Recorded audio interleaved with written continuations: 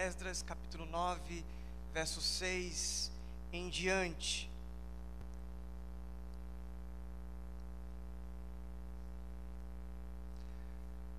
E orei, meu Deus, eu estou por demais envergonhado e humilhado para levantar o rosto diante de Ti.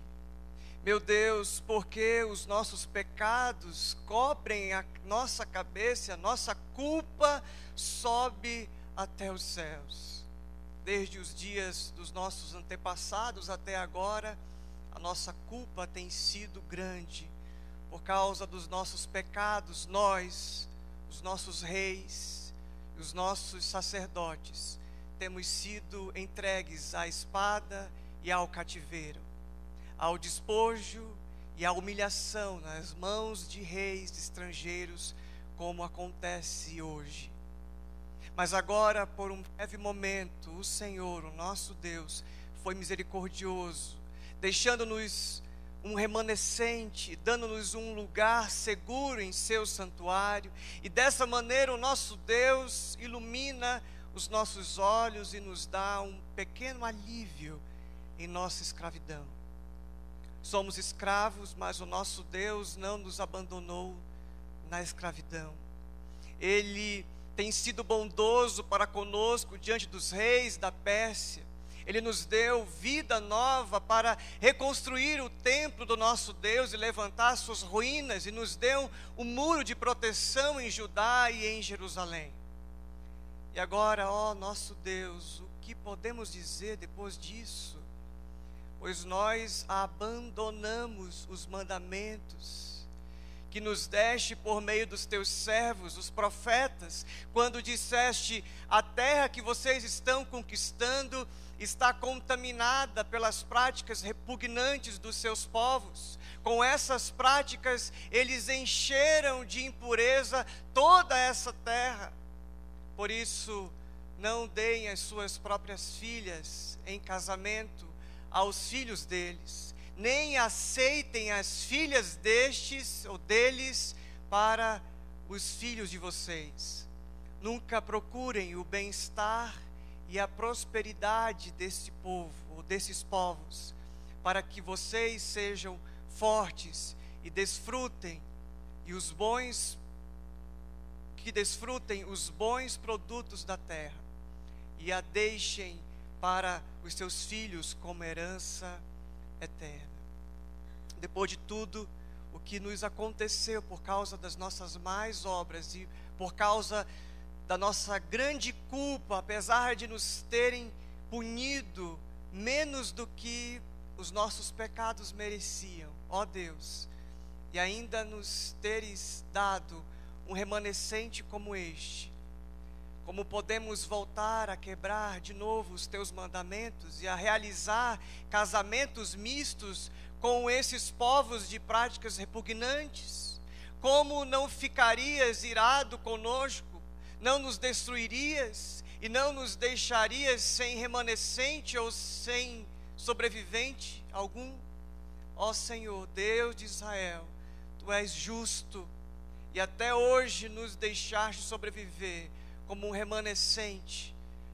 Aqui estamos diante de Ti com a nossa culpa, embora saibamos que por causa dela nenhum de nós pode permanecer na Tua presença.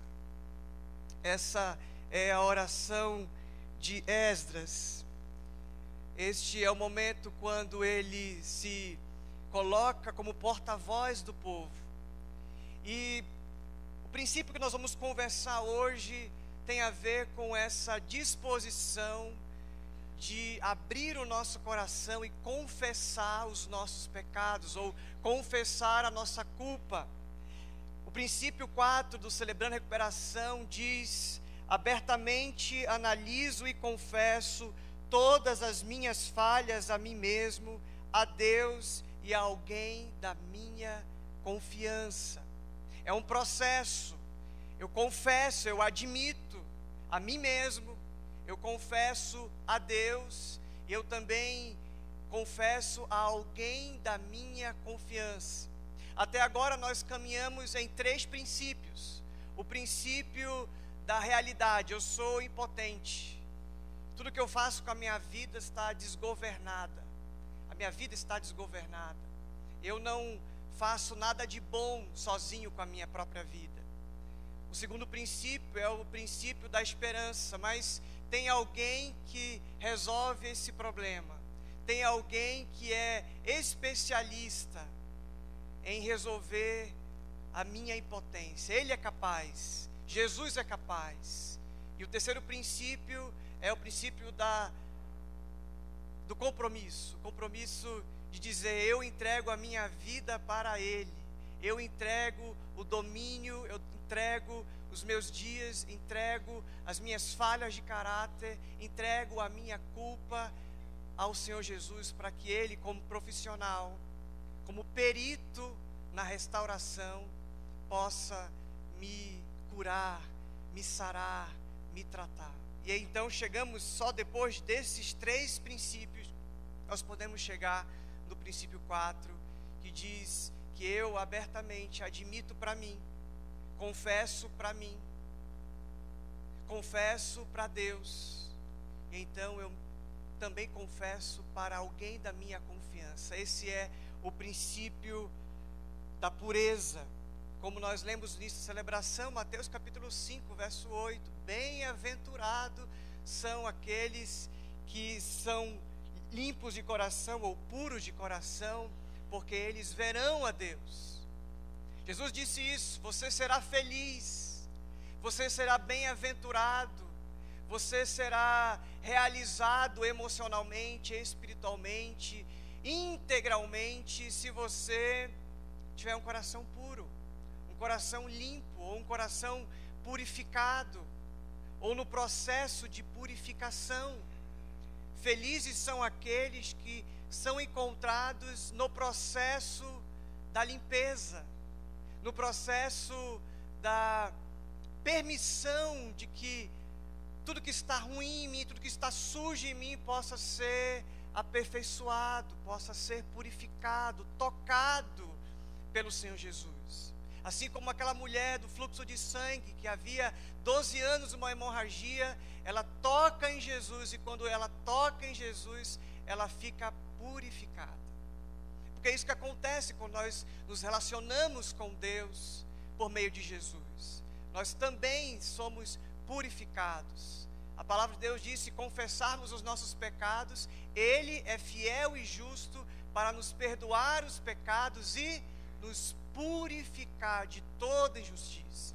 1 de João 1, 9. Quando nós entendemos que não dá para seguir, não dá para ser feliz, não dá para ser bem-aventurado se não tivermos um coração limpo, nós entramos de cabeça nesse processo. Nós entramos com toda a coragem nesse processo. E precisa ter coragem para admitir para si, para confessar para Deus e também para confessar para mais alguém. É necessário você parar aonde você está na sua caminhada cristã e começar por esse princípio, colocar em prática esse princípio. É muito didático, eu preciso dar alguns passos. Nós vamos conversar de cada um desses. Se eu vou confessar para mim, como é que isso acontece? Eu vou confessar para Deus, como é que isso acontece? E eu vou confessar para alguém, como é que isso acontece? Porque não dá para fazer só uma. Não dá só para confessar para mim mesmo. Não dá só para eu ter consciência daquilo que está acontecendo de errado comigo. Eu tenho que evoluir, eu tenho que continuar. É um combo. Quando você vai comer numa dessas lanchonetes fast food, você pede um combo: sanduíche, batata frita e, no meu caso, suco. E para a restauração, para a pureza, você precisa então desse combo. Você precisa confessar para você mesmo, admitir para você mesmo. Você precisa confessar para Deus como uma prática, como um exercício de transformação, e também confessar para alguém. Essa semana eu assisti o filme A Cabana. Eu achei muito interessante no finalzinho, quando vou dar spoiler aqui já, né? Vou contar o finalzinho, mas vou tentar evitar os detalhes. Vá assistir, é um filme que você precisa assistir. Super indico.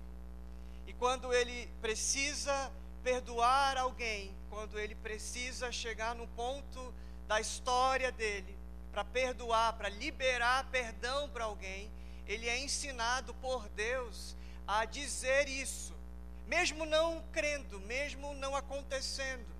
E ele fala: eu falei, mas eu ainda sinto que o negócio está aqui dentro, que eu não consegui perdoar totalmente. E Deus então fala para ele que se ele falasse isso, se ele tivesse como um passo de fé, porque a nossa vida não é pelo que a gente sente, a nossa caminhada cristã não é pelo que a gente vê, é pelo que a gente crê. É um passo de fé. E às vezes eu não consigo perdoar aquela pessoa, mas eu digo: eu perdoo você. Eu não consigo perdoar aquela pessoa no início da caminhada, mas se eu der alguns passos, se eu disser: eu perdoo você, eu perdoo você, eu amo você, eu vou aprender a perdoar, eu vou me dispor, eu vou me engajar nesse novo desafio, você vai ver que ao longo do tempo, você conseguirá com mais facilidade. Eu já falei isso, que é uma prática minha. Às vezes existem algumas pessoas difíceis da gente lidar. Não é só comigo que acontece isso. Todos nós. Tem gente que a gente fala, né, que o santo não bateu, né? O santo não bateu com o meu. Tem pessoas que são difíceis da gente lidar, mas a gente dá um passo de fé. A gente manda uma mensagem, a gente serve, a gente ama, a gente ora por aquela pessoa. E quanto mais você vai dar um passo de fé por aquilo que ainda não está pronto, aquilo que ainda não está completo no teu coração, você vai conseguir fazer isso a longo prazo, talvez. Amar, perdoar, porque é um processo de pureza, é um processo de limpeza, é um processo como um copo de água suja, que precisa de muita água limpa jorrando sobre ele, para que então essa água suja, toda essa água suja saia, então só fique água limpa. E esse é o processo da pureza. E algumas pessoas colecionam culpa ou colecionam pecados. Existem coleções muito interessantes que você pode fazer de forma saudável. Colecionar livro, colecionar moedas. Acho que o Davis faz isso, né? Coleciona dinheiro, é bom colecionar dinheiro, né? Principalmente notas de 100, é muito bom isso. Mas tem gente que coleciona, falando isso, parece que estou estimulando, né, a riqueza, né? É bom ser rico e viver da riqueza, viver para o Deus Mamon, para o Deus da riqueza. Não é isso que estou dizendo que é bom você ter a coleção de algumas coisas, mas existem coleções que te fazem mal. A coleção de sapatos, por exemplo, brincadeira, tô zoando. A coleção de culpa, a coleção de medo, a coleção de traumas, a coleção de pecados que começam desde a sua infância, se arrastam pela sua adolescência, a sua vida adulta, e sempre aquilo, como diz o filme Metanoia, aquilo já deixa de ser um vício e começa a ser seu dono, e chamar você pelo seu nome. Há uma cena do filme Metanoia, que a gente já exibiu aqui na igreja uma vez, que o rapaz que está viciado em crack, viciado e não consegue viver sem a droga, a mãe dele está ali falando, sentada na calçada da Cracolândia, dizendo para ele que ela ama, dizendo que volta para casa comigo, chamando ele para perto, e ele diz, babando: mãe, como é que eu posso voltar se a droga me chama pelo meu nome? Então, existem algumas coleções que são danosas, são prejudiciais para você. acabam te aprisionando, acabam fazendo de você refém delas. E se você chega nesse ponto da sua história com Jesus, nessa sua jornada de fé, e você começa a entender que você precisa passar pelo princípio da pureza ou da limpeza, você começa então a entender que só assim, para que você se livre das suas coleções danosas, prejudiciais, autodestrutivas, só confessando para si, confessando para Deus e confessando para alguém, que você vai se libertando de tudo isso. Alguém já disse que nós devemos usar o nosso passado como trampolim e não como sofá. Alguém já disse que a gente deve usar o nosso passado como um sinal de trânsito aberto e não como uma placa de estacionamento. A gente não pode passar a vida toda pensando que isso é algo que eu não vou resolver, algo que me tem, algo que jamais eu vou vencer. Existe uma esperança para você, existe uma palavra de Deus dizendo que quando você conhece a verdade, você será liberto. E a verdade é com V minúsculo. Conhecereis a verdade e a verdade vos libertará. É V minúsculo, é verdade sobre você mesmo, sobre os seus pecados, sobre a sua tendência de fazer do seu jeito, a sua autossuficiência, as suas falhas de caráter. E se você não trata as suas falhas de caráter, você vai se tornar um religioso, você vai se tornar um hipócrita.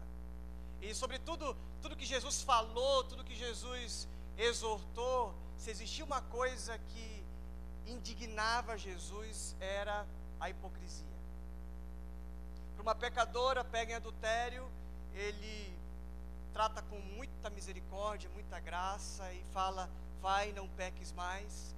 Mas para hipócritas, para gente que tinha falha de caráter, que tinha alguns sentimentos ruins e que pecava deliberadamente, mas quando alguém era pego em pecado, agia com muita avidez, com muita voracidade, com muita ganância para destruir aquele mal. E Jesus dá palavras fortíssimas para aqueles que desenvolvem, em vez de viver a pureza, a vida de limpeza, vivem uma vida de máscara. Vive uma vida quando eu sou bom, quando eu sou perfeito. Eu já disse uma vez isso, eu acho que a gente deveria ter na frente da nossa igreja uma placa escrito, proibida a entrada de pessoas perfeitas. Porque às vezes a gente começa a acreditar que aqui é todo mundo bom, todo mundo santo, todo mundo completo, santo no sentido de perfeito, não no sentido que a palavra de Deus diz que é aqueles que estão sendo santificados, aqueles que estão sendo purificados. Então eu quero conversar com você sobre o princípio 4, o princípio da limpeza. Confesse a si mesmo. Lamentações capítulo 3, verso 40. Por favor, abra comigo. Lamentações capítulo 3, verso 40. Confesse a você mesmo. Confessar a mim não é apenas reconhecer o meu pecado. Confessar a mim é um exercício de confrontar o meu pecado. Em vez de dizer, perdoa, Senhor, a multidão dos meus pecados, você começa a distinguir, a entender quais são os seus pecados, quais são as suas falhas, qual é a área da sua vida que você é frágil, que você é vulnerável. E você começa a ficar muito atento, como dizia Davi, o meu pecado está sempre diante de mim. O meu pecado está sempre diante dos meus olhos. E E como diz Jeremias em Lamentações, capítulo 3, verso 40, examinemos e coloquemos à prova os nossos caminhos, e depois voltemos ao Senhor. Examinemos e coloquemos à prova os nossos caminhos. E aí você tira do plural e coloca: examine-se o homem a si mesmo, como diz o apóstolo Paulo em 1 Coríntios capítulo 11. Examinar a si mesmo, examinar não o outro. Isso a gente aprende bastante no Celebrando. Em vez de a gente sentar e ficar conversando, a culpa de quem? É a pergunta lá dos discípulos quando passam pelo cego de nascença, em João capítulo 9. Jesus, de quem é a culpa? Quem pecou para que ele nascesse cego? Jesus diz: a pergunta não é essa. E a gente tem essa tendência de perguntar: de quem é a culpa? De examinar o outro. E olha, escute o que eu vou dizer agora. Você teria um grande avanço na sua vida espiritual se você, em vez de examinar os pecados dos outros, começasse a examinar o seu próprio pecado. Você ouviu o que eu falei? Em vez de você ficar examinando, porque a gente investe muita energia e muito tempo em examinar o outro, quando a Bíblia diz: examine o homem a si mesmo. Ou como Lamentações, examine o seu caminho. Você está comigo aqui? Olha quanta energia a gente desperdiça se preocupando e analisando e criticando o outro. Quanto que a gente deve investir energia para examinar a nós mesmos? Nós somos expert em examinar as pessoas.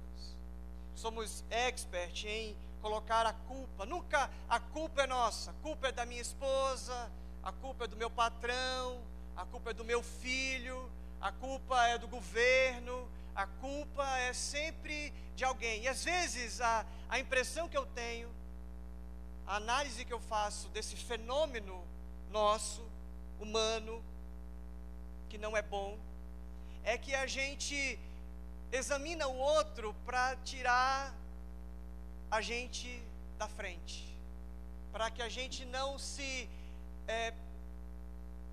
angustie demais com aquilo que a gente faz. É a história do bode expiatório. Você conhece a ideia de Israel, de Judá ali, do povo, em fazer um bode expiatório? Eles pegavam um bode, eles pegavam aquele animal, eles confessavam os seus pecados em cima, na cabeça daquele bode, soltava aquele bode no deserto para ele morrer. E é essa a ideia de bode expiatório. Eu coloco alguém na minha frente, eu coloco uma situação na minha frente para que a gente julgue o que essa pessoa fez. Nunca sou eu. No mesmo caso da mulher pega em adultério, Jesus não faz absolutamente nada da expectativa que eles têm a respeito da lei de Moisés, que era para apedrejar. Só que a lei de Moisés é assim, ó: apedrejar o homem e a mulher que foi pego em adultério. Cadê o homem? Será que alguém comete adultério sozinho? Será que aquela mulher cometeu adultério sozinho? E talvez, muito provavelmente, aquele homem foi pego e os seus camaradas, os seus amigos do conselho, você, né, sua piriguete.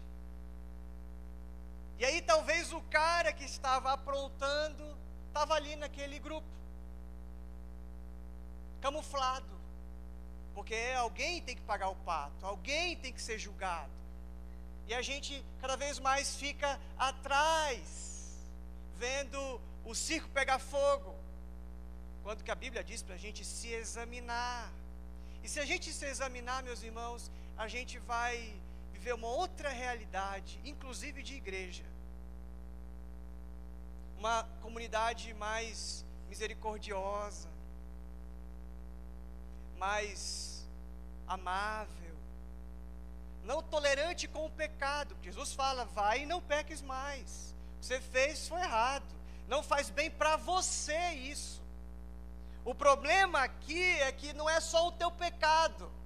Existe um pecado generalizado.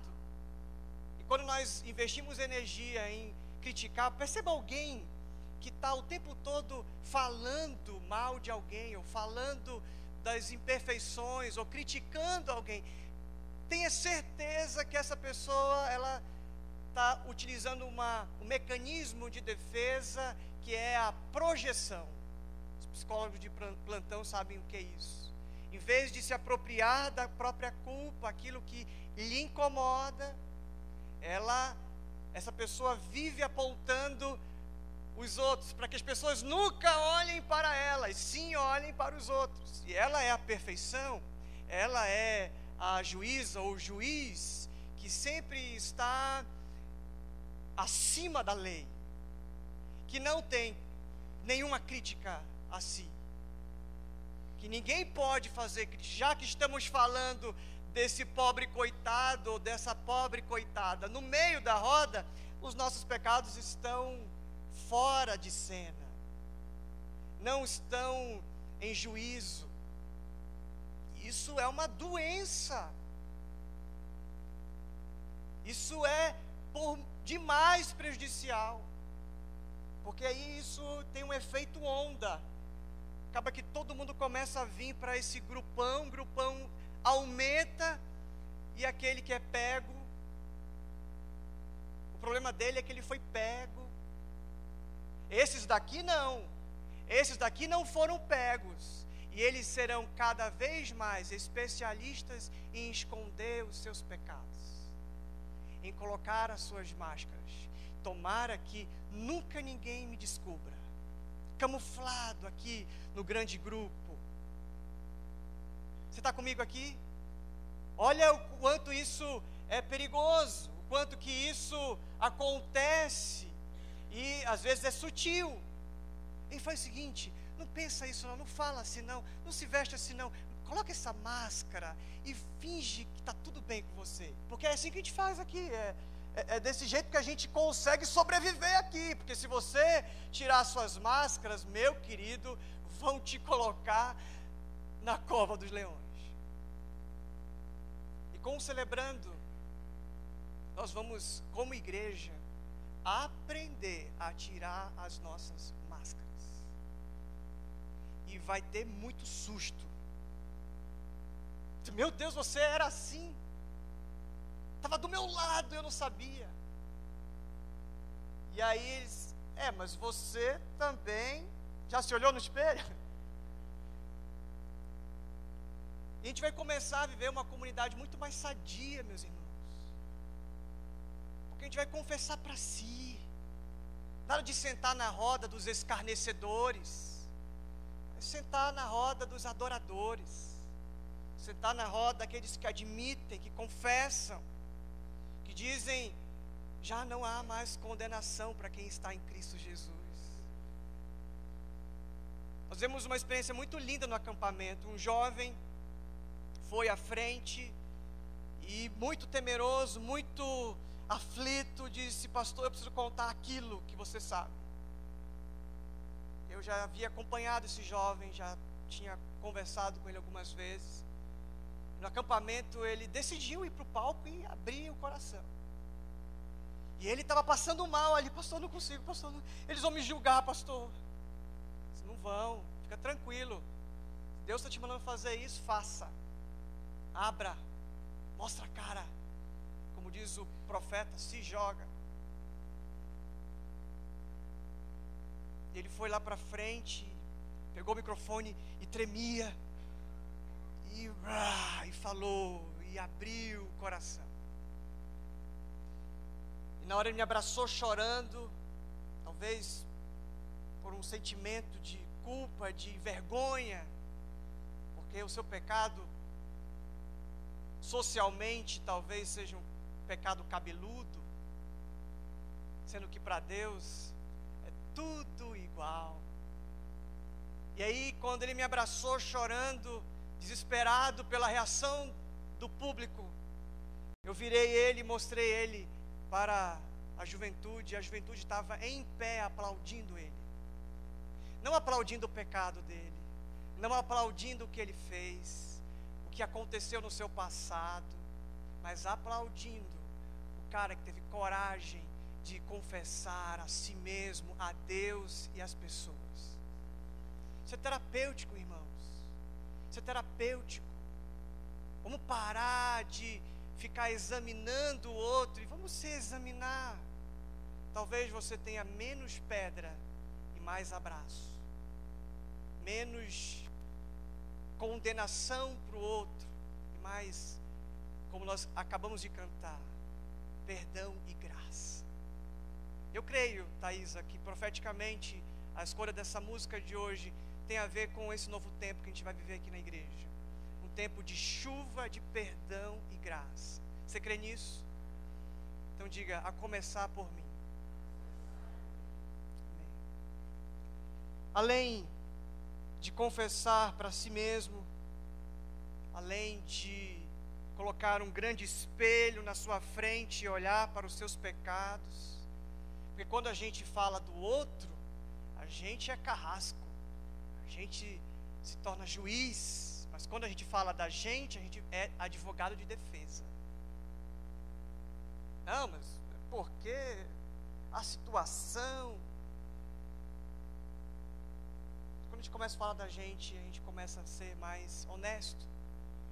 E por consequência, nós seremos mais sãos. A palavra que a gente usa muito no Celebrando a Operação é sobre a sanidade. Nossa sanidade. Senhor, me devolve a minha sanidade. Porque viver assim não é estar são, é estar doente. E como a Bíblia diz que o coração é enganoso, então é possível você confessar para si, mas o processo não acabou. Eu preciso confessar para Deus. E nós estamos então agora para conversar sobre confessar para Deus. Você já é craque nisso. Confessar para Deus talvez seja uma das coisas que você mais ouve na igreja quando você vem para cá. A própria palavra de Jesus, a primeira mensagem de Jesus era arrependam-se. A primeira palavra do sermão público de Jesus era arrependam-se. Então nós ouvimos muito sobre arrependimento e sobre confessar a Deus. Eu queria que você olhasse comigo em Jeremias capítulo 2, verso 35. Jeremias 2, 35. A gente aprende a confessar para Deus, mas talvez a gente não leva isso muito como uma disciplina diária. A gente fica acreditando que Deus não precisa ouvir essa nossa oração, acreditando que falar dos meus pecados, ter tempo na minha oração de confissão para falar dos meus pecados, é talvez 1% do que eu devo dizer para Deus. Você fala tudo que você pensa, que você quer, como se Deus fosse um Papai Noel bonachão, que te dá tudo, e no final você fala assim, ó, perdoa também, é isso aí, amém. É assim com você? Por acaso você já fez uma oração que foi 99% confissão e 1% pedido ou gratidão ou outra coisa? Geralmente nós temos uma oração de exaltação, de glorificação, e quando sobre o nosso pecado, sobre aquilo que a gente precisa confessar para Deus, é muito rapidinho. Sabe por quê? Porque a gente fica angustiado. A gente fica tocando em assuntos espinhosos e a gente resiste ao tratamento. Quando eu fui vacinar a Alice pela última vez agora, ela levou 5 injeções, coitada. Isso é uma peneira, bichinha.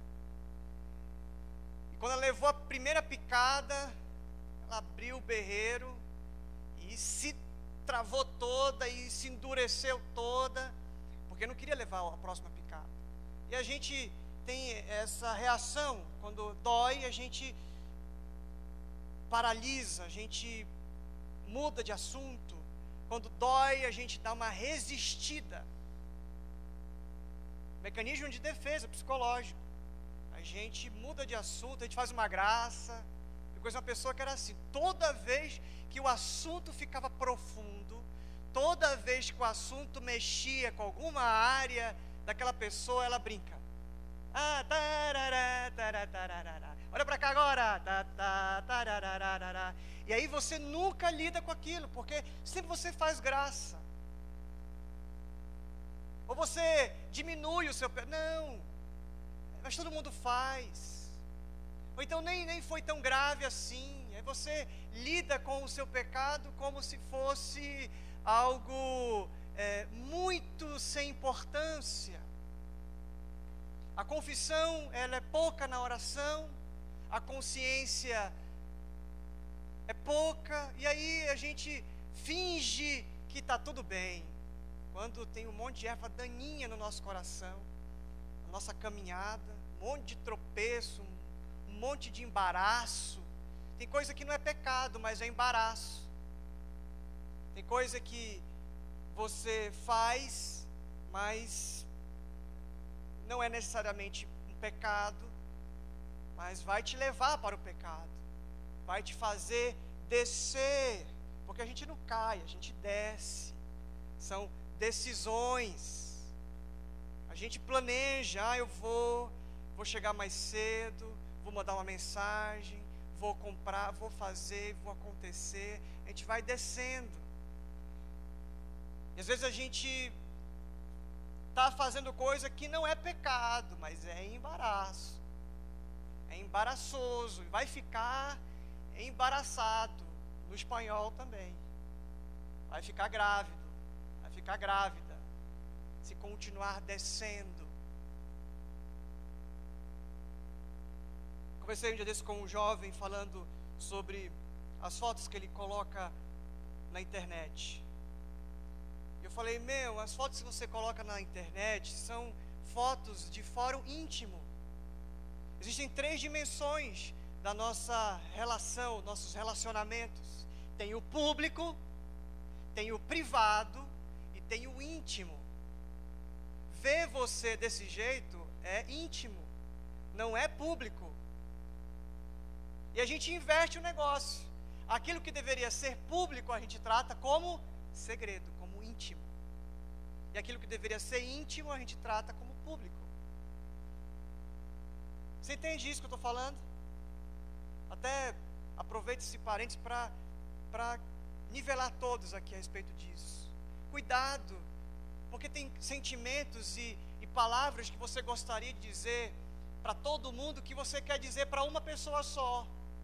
Então faça o que Jesus ensinou em Mateus capítulo 18: vai você e o teu irmão.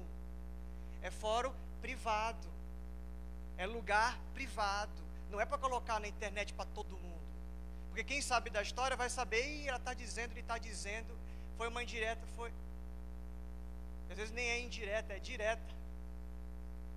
Então cuidado, existe coisa que é do fórum público, aquilo que todo mundo pode saber, de boa, tranquilo, todo mundo saber disso, é público. Muita gente, 7 bilhões de pessoas no mundo podem acessar a internet e ver, beleza? Então publica, pode colocar. Tem coisas que é de fórum privado, só as pessoas próximas a você, só os seus amigos, só a sua família pode saber. E tem momentos que você tem que cuidar da sua intimidade. Aquilo que eu e minha esposa Fernanda fazemos na nossa casa, no nosso quarto, celebrando o nosso casamento, é de fórum íntimo e não de fórum privado ou público. Você entende aqui? Para preservar você, preservar a sua esposa, preservar os seus filhos, preservar a igreja de Jesus, preservar o reino, porque vira escândalo, vira motivo de chacota, motivo de ridicularização do evangelho, porque você não soube administrar essas 3 dimensões da sua vida, ou das suas relações. Ok, gente? Então eu confesso para Deus, Jeremias 2,35, você diz, olha só o que você diz. Quem diz? Tá, Deus diz, mas quem está dizendo isso aí é eu, fala eu, isso. Tira o D e o S, Deus, e coloca eu, tá? Você diz, Deus falou com você, sou inocente, Ele não está irado comigo, Ele aqui é Deus, Deus não está irado comigo, mas eu passarei, agora diz Deus, mas eu passarei sentença contra você, porque você disse que não pecou. Não é assim que acontece? Você diz, comigo está tudo bem. Você diz, eu não tenho pecado. E João vai dizer, aquele que diz que não tem pecado, faz de Deus mentiroso. Então Deus está enganado, então Deus errou, então Deus é mentiroso.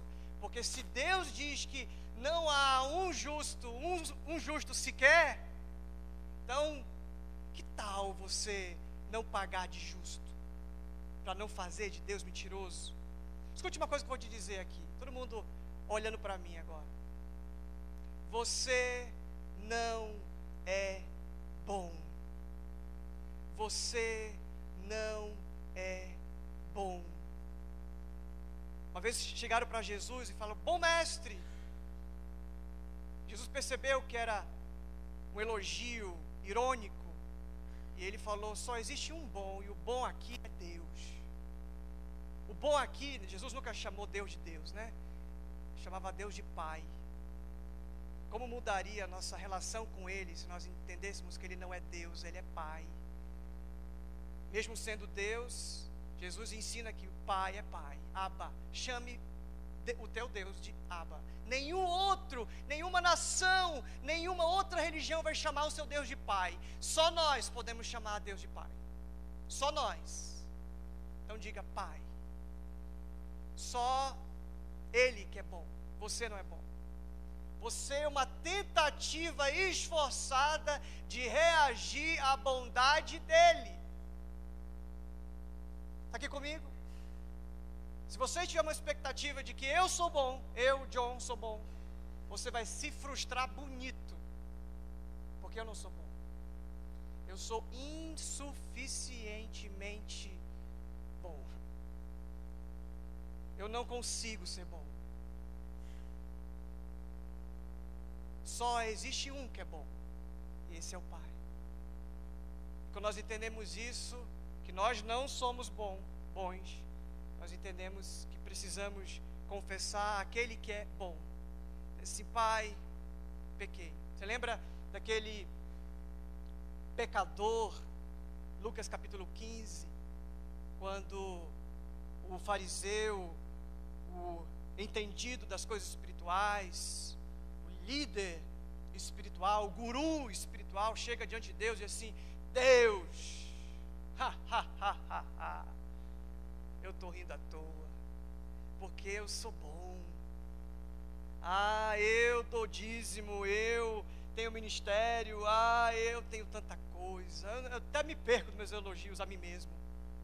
Faz um marketing pessoal, o cara é marqueteiro, o cara se promove para Deus. Você sabe qual é o nível dessa insanidade? Deveria ter isso no CID-10, né? Na classificação internacional de doenças.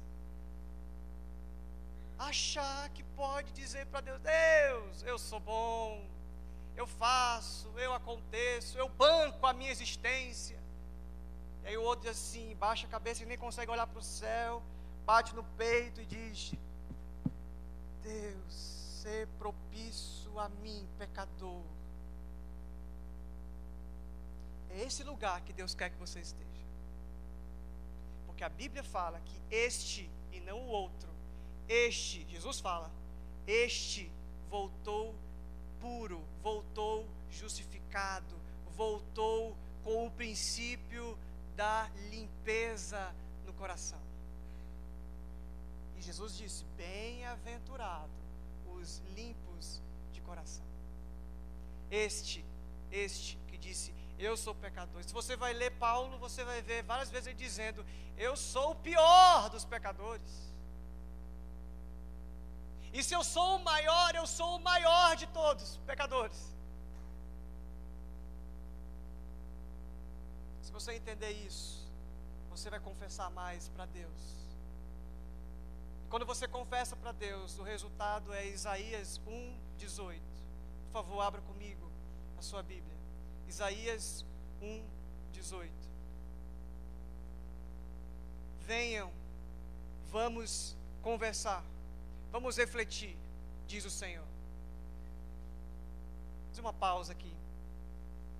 Às vezes nós lemos a palavra de Deus, queridos, olhamos para as Escrituras como se fosse um livro qualquer, como se fosse o jornal, como se fosse um post no Twitter, no Instagram, no Facebook. E a gente, às vezes, não dá o valor que deveria dar para as Escrituras. Eu não acho que eu devo impor a minha voz quando leio as Escrituras, como se eu estivesse falando com a voz de Deus. Eu não acho que é isso. Mas eu acho que a gente deveria ter mais referência, mais temor, mais cuidado quando nós falamos as palavras das Sagradas Escrituras. Você não está lendo qualquer coisa, você não está estudando qualquer coisa, você está lendo a palavra de Deus para você. Então eu quero que você esteja nesse lugar agora, para ler esta palavra. Venham, vamos refletir juntos, diz o Senhor. Embora os seus pecados sejam vermelhos como a escarlate, eles se tornarão brancos como a neve. Embora sejam rubros como a púrpura, como a lã, se tornarão.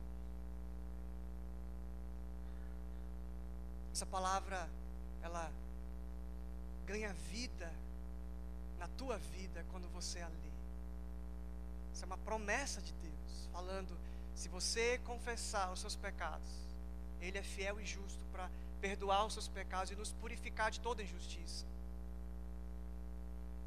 2 Crônicas 7,14 diz, se o meu povo que se chama pelo meu nome se humilhar e orar e buscar a minha face e se arrepender e se converter dos seus maus caminhos, então eu ouvirei dos céus, perdoarei os seus pecados e sararei a sua terra. Essa é a promessa de Deus quando você confessa para Ele. E por fim, confesse para alguém da sua confiança. Tiago 5,16 diz isso. Confesse os pecados uns aos outros para que vocês sejam curados. E aí no final ele fala que a oração, olha lá, a oração de um justo é poderosa e eficaz. Que oração é essa? É oração de pedido? Que oração é essa? Oração de confissão. Confessem seus pecados uns aos outros. Isso é uma oração. Quando você confessa a si, a Deus e para alguém, essa oração é poderosa e eficaz para te aliviar, para te salvar da tua hipocrisia, do teu orgulho, da tua mania de julgar as pessoas. Eu quero terminar lendo Esdras 10, de 1 a 4. Volte lá para Esdras. Meus irmãos, nós precisamos aprender sobre esse mistério que é confessar os nossos pecados para alguém da minha confiança. Nós, no Celebrando, fazemos o passo de convidar um padrinho ou convidar uma pessoa para saber da minha história, conhecer os meus segredos, conhecer aquilo que está dentro de mim. Porque já disse alguém que nós somos tão doentes quanto os nossos segredos. Então é importante eu caminhar com alguém, eu caminhar com pessoas da minha confiança, que podem conhecer as minhas fragilidades, os meus quartos escuros, a minha área cinzenta, aquilo que eu não sou quando eu estou no público, aquilo que acontece no privado, aquilo que acontece no íntimo. E é muito importante a gente, nesse princípio, nesse passo da nossa restauração, a gente precisa ter esse passo de fé. Eu quero ler com vocês o que acontece no final da nossa história. O texto que nós lemos no início da celebração, no início da minha mensagem, fala de Esdras confessando o pecado, eles casarem com mulheres de outras nações. E o pecado não é de casar, o pecado é a idolatria, a mistura. E existe então uma desobediência a uma palavra que Deus deu, que era importante que a sua nação fosse bênção para as nações, e não que a sua nação se contaminasse com as outras nações. Que em ti serão benditas todas as nações da terra, e não que por causa das outras nações da terra você será maldito. Mas o povo trocou as bolas, o povo entendeu errado, ou entendeu certo e fez descaradamente, desobedeceu o Senhor. E nós estamos de volta no texto, quando Esdras estava orando e confessando, chorando, prostrado diante do templo de Deus. Uma grande multidão de israelitas, homens, mulheres e crianças, reuniram-se em volta dele. Essa cena é diferente da cena de Jesus tirando a pecadora do meio daquela roda. Essa roda é diferente, essa é a roda da confissão. Eles também choravam amargamente. Então Secanias, filho de Jeiel, um dos descendentes de Elão, disse a Esdras: fomos infiéis ao nosso Deus quando nos casamos com mulheres estrangeiras, precedentes de povos vizinhos. Mas apesar disso, ainda há esperança para Israel. É o processo celebrando a realidade. Fomos infiéis, mas existe esperança. Façamos agora um acordo. É o terceiro princípio, é o compromisso.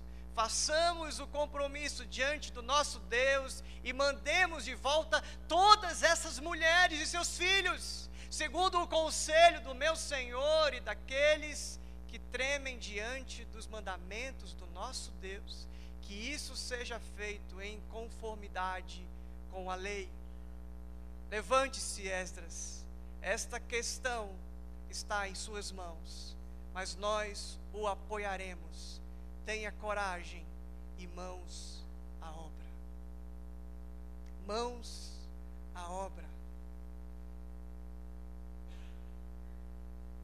A realidade é que nós não podemos ter o poder e o controle da nossa vida. A esperança é que Jesus é perito em restaurar vidas. E o compromisso é que nós podemos entregar a nossa vida, o controle da nossa vida nas mãos dele, porque o mais ele fará. E aí só depois disso a gente pode viver o princípio da limpeza. Esse tempo, você imagina o que é as mulheres, os filhos indo embora por causa daquilo que eles fizeram, e agora eles querem fazer o certo, renunciam, chegam ao ponto de desmembrarem a sua família para cumprir a vontade de Deus. E aqui não tem a ver com um mandamento para que você se divorcie do seu marido que é estrangeiro ou é de outra tribo. Aqui o mandamento é: livre-se de tudo aquilo que contamina você, que faz você ser idólatra, que faz você ser cativo. Aquilo que Jesus falou: se o teu olho faz você tropeçar, é melhor que você corte. Se a sua mão faz você tropeçar, é melhor que você corte. Ele não estava falando sobre automutilação, ele estava falando sobre cortar o mal pela raiz. Pare o que você está fazendo, corte essa prática, confesse, comece confessando, confesse para Deus, confesse para alguém da sua confiança. Você vai perceber que pelo passo de fé que você deu, Deus irá te levar para este lugar onde seus pecados são perdoados e a sua terra é sarada. Esse lugar que você vai experimentar a felicidade que é ser limpo de coração. Vamos orar.